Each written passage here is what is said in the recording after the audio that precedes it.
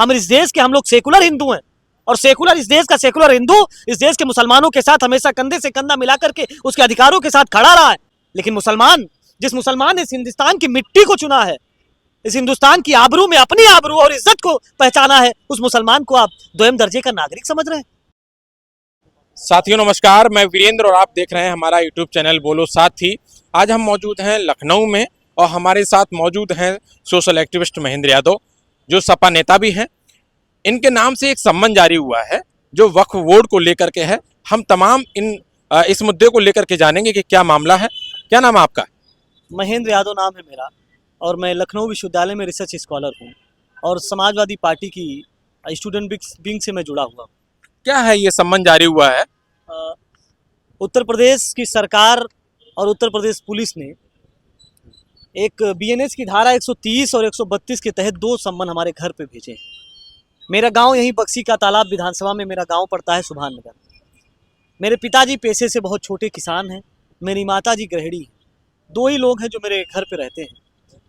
और अभी 4 दिन पहले पहला जब नोटिस मेरे घर गया कि आपके बेटे से आशंका है कि वो जो वक्फ बिल आया है, जो भारत सरकार वक्फ बिल लेकर के आई है, उसके खिलाफ वो भीड़ जुटा करके उसका विरोध करने वाले, और उसमें मुझसे जवाब आपने ऐसा कोई प्रयास किया था क्या? नहीं, ऐसा कोई प्रयास तो नहीं किया मैंने, लेकिन चूंकि पिछले जब रिकॉर्ड में जाएंगे, इतिहास में जाएंगे, तो कई बार ऐसा हुआ कि सरकार के कुछ ऐसे फैसले रहे जिनका मैं ही क्या, देश के तमाम लोगों ने उसका विरोध किया है। समय समय पे विरोध होता रहा है सरकारों का, क्योंकि सरकार का ऐसा चरित्र है जो जन विरोधी, जो लगातार ऐसे फैसले लेती है जो जनता के खिलाफ हैं। और हम लोग लोकतंत्र को मानने वाले लोग हैं। हम लोग, तो आपके कहने का मतलब है कि बीजेपी लोकतंत्र को नहीं मानती क्या? अगर लोकतंत्र को मानती होती तो शायद मुझे लगता है कि ऐसी नोटिस नहीं देती। और मेरे घर पे जा करके 4-6 पुलिस वालों के साथ एक गाड़ी से जा करके मेरे घर पे परिवार को डराना, पिताजी को डराना और कह देना कि आपका बेटा ऐसा कर रहा है, अगर ऐसा करेगा तो मैं मुकदमा लिख करके जेल भेज दूंगा। मेरा कहने का मतलब ये कुछ तो किया होगा ना आपने, मतलब ऐसे पुलिस कैसे आपको नोटिस दे सकती है? नहीं, आप पिछले रिकॉर्ड के आधार पर कि आपने समय समय पर एक्टिविज्म किया, एक पुलिस के अधिकारी से एक्टिविज्म करना क्या गलत बात है? एक पुलिस के तत्कालीन एक अधिकारी है, उनसे मेरी बात हुई तो मुस्कुरा करके बोले कि आपने कुछ ऐसा किया होगा। मैंने कहा मैं रिसर्च स्कॉलर हूँ और मैं तो अभी अपनी क्लासों में व्यस्त हूँ, मुझे समय नहीं है। और लेकिन हाँ, मैं सोशल मीडिया पे थोड़ा बहुत लिखता पढ़ता रहता हूँ, जो मुझे लगता है कि गलत हो रहा है इस देश की जमहूरियत के साथ, इस देश के लोगों से के साथ अगर गलत हो रहा है तो मैं उस पर अपने राय रखता रहता हूँ। और आप मुझसे एक नोटिस भेज दे रहे हैं, सम्मन भेज दे रहे हैं, और आप कहते हैं कि 2 लाख रुपए की गारंटी धनराशि दीजिए और 2 लाख रुपए 2 लाख रुपए की गारंटी धनराशि के साथ 50,000 रुपए मुआवजा, 50,000 रुपए की जमानत राशि आप दीजिए। आप सोचिए कि हम लोग गरीब परिवार के लोग हैं, किसान परिवार के लोग हैं, हम इतनी बड़ी रकम कहाँ से लाएंगे? जरा वो नोटिस तो दिखाइए, हम अपने दर्शकों को दिखाएं कि ये नोटिस। साथी, मैं इसलिए नोटिस को लेकर के आया था। ये एक है बीएनएस की धारा 130, ये पहली नोटिस है, और ये दूसरी नोटिस है जिसमें मुझे ये पहला वाला नोटिस पढ़ के दिखा दीजिए, लोगों को पढ़ के सुना दीजिए। नोटिस है, उसमें लिखा है कि थाना अध्यक्ष महिंगवा की संस्तुति चालानी रिपोर्ट दिनांक 3/4/2025 को उप निरीक्षक श्री राजमणिपाल द्वारा अंतर्गत धारा 126/135 भारतीय नागरिक सुरक्षा संहिता द्वारा यह प्रतीत कराया है कि विपक्षी गण एक पक्षी वहाउद्दीन, जावेद, अंकित और महेंद्र यादव, मैं भी हूँ, 4 लोगों का नाम है इसमें, वक्फ बोर्ड विधेयक लोकसभा में पेश होने पर खिलाफत में लोगों की भीड़ इकट्ठा कर समाज में गलत अफवाह फैलाकर प्रशांति भंग कर कशीदगी व तनाव व्याप्त है, और विपक्षी गण उपरोक्त द्वारा शांति व्यवस्था भंग होने की प्रबल संभावना है। भविष्य में उपरोक्त लोगों द्वारा कोई संगीन जुर्म घटित करने की संभावना से इनकार नहीं किया जा सकता है। सरकार पहले से ही हमें अपराधी मान ले रही है। मैंने कुछ किया नहीं है, मेरा कोई जुर्म नहीं है, मेरा बस इतना सा जुर्म है कि मैं बाबा साहब के द्वारा बनाया गया संविधान है, मैं उस संविधान को मानता हूँ। जो संविधान में हमें मौलिक अधिकार दिए गए हैं, मैं उन मौलिक अधिकारों को मानता हूँ। और उस बाबा साहब के संविधान का जो आर्टिकल 19 है, वो अभिव्यक्ति की आज़ादी की बात करता है। वो कहता है कि इस देश के लोग स्वतंत्र हैं, इस देश के लोकतंत्र में वो अपनी बात रखने के लिए स्वतंत्र हैं। मैंने कोई जुर्म नहीं किया है। मैंने सिर्फ इस देश के जो अकेलिय समाज के लोग हैं, जो अल्पसंख्यक समाज के लोग हैं, मैंने उनके हक और अधिकार की आवाज़ को सोशल मीडिया पे बुलंद किया। उसके बाद मेरे घर पे सम्मन भेज दिया गया कि आप अमित शाह कह रहे हैं संसद के अंदर कि ये जब बिल पास हो गया तो ये सभी को मानना पड़ेगा, और तो इस पर आप किस तरीके से देखते हैं? मैं तो शर्म आ रही है, मुझे बहुत शर्म आ रही है। वो इंसान एक अपराधियों की भाषा बोलता है सदन के अंदर, और वो कह रहे हैं कि बहुत गुस्से के साथ इस सदन में, जहाँ पर डॉक्टर लोहिया जैसे लोग रहे हों, पंडित नेहरू जैसे लोग रहे हों, जो सहिष्णुता का प्रतीक है, जो शांति का प्रतीक है, और उस समय की आप बहसों को जब देखेंगे, चौधरी चरण सिंह जहाँ पे रहे हों, जहाँ पर श्रद्धेय शरद यादव जी रहे हों, नेताजी मुलायम सिंह यादव जी रहे हों, लालू प्रसाद जी रहे हों, ऐसे लोग रहे हों जहाँ पर वाद विवाद होता था, लेकिन इस तरीके से व्यक्तिगत किसी के ऊपर लांछन नहीं लगाया जाता था। और आज किस तरीके की अमित शाह भाषा बोल रहे हैं। अमित शाह एक सड़क छाप गुंडे की भाषा बोल रहे हैं, और मुझे दुख होता है कि उस सदन में जिसकी गरिमा है, चूंकि उनका तो इतिहास है तड़ी पार का। आप तो पत्रकार साथी हैं, बहुत जागरूक हैं, आपका चैनल बोलो साथी, मैं तो देखता हूँ कि समय समय पर किस तरीके से सरकार की अराजकता को आप लोग जनता के सामने लाने का काम करते हैं। आपके साथ में भी बहुत अभद्रता हुई है, पुलिसिया प्रताड़ना का भी शिकार हुए हैं। हम तो सच्चाई दिखाते हैं, जो सच्चाई है उसको दिखाते हैं। सच्चाई को दिखाते हैं और हम लोग सच्चाई को बोलते हैं, यही हमारा जुर्म है, और इसके अलावा मेरा कोई जुर्म नहीं है। बस हम सच बोलते हैं, इसके अलावा मेरा कोई जुर्म नहीं है। और मैं एक बात कह देना चाहता हूँ अमित शाह जी से, कि अमित शाह जी कह रहे हैं कि इस कानून को सबको मानना पड़ेगा, ये संसद के द्वारा पारित कानून है, लोगों से ऊपर है क्या?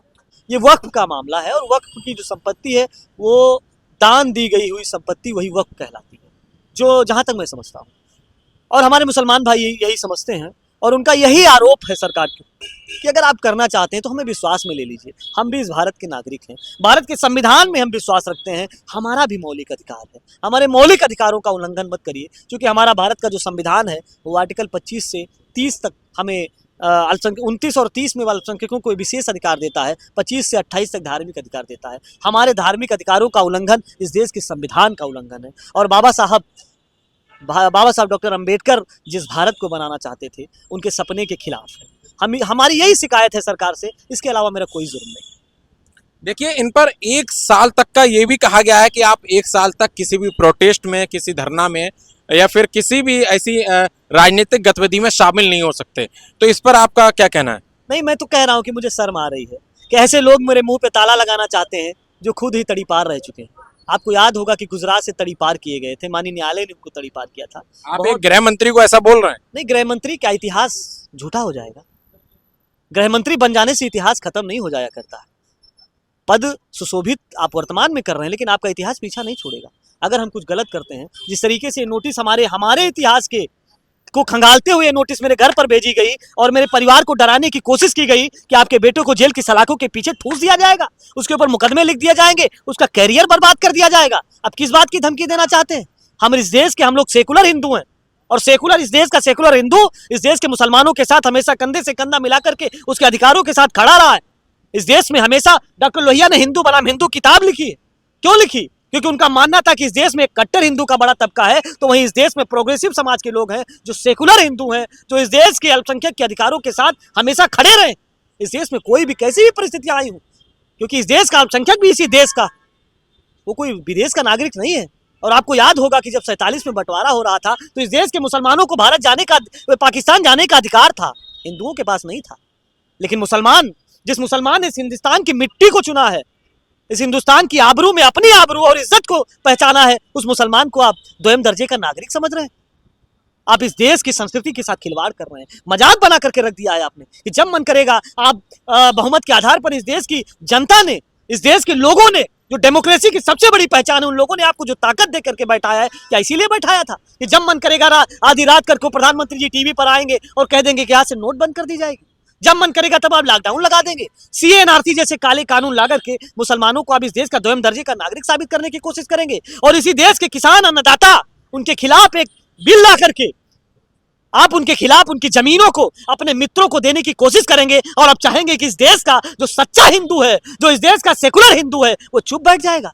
हम लोग संविधान को मानने वाले लोग हैं, हम लोग डॉक्टर लोहिया, बाबा साहब डॉक्टर अंबेडकर, माननीय मुलायम सिंह यादव को मानने वाले लोग हैं, हम लोग चुप बैठ क्या लगता है मुचलका भरेंगे? मुचलका भरेंगे? किस बात का मुचलका भरेंगे भाई? किस बात का? क्या मैं इस गुनाह को स्वीकार कर लूंगा?